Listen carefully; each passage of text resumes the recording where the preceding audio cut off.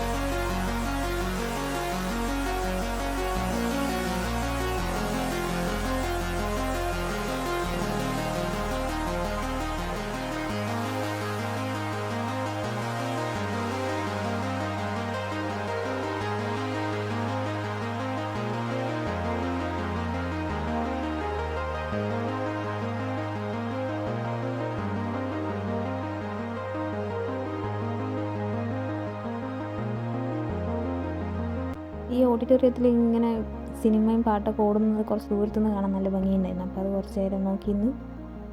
ഇന്ന് നമ്മുടെ കുഞ്ഞാമ്മയുടെ ഡാൻസോടുകൂടി നവരാത്രി കലാപരിപാടി അവസാനിച്ചു. അപ്പോൾ ഇന്നത്തെ വീഡിയോ അത്രയേ ഉള്ളൂ. വീഡിയോ ഇഷ്ടപ്പെട്ടാൽ ലൈക്ക് ചെയ്യാനും ഷെയർ ചെയ്യാനും സബ്സ്ക്രൈബ് ചെയ്യാനൊന്നും മറക്കരുത്. ബൈ.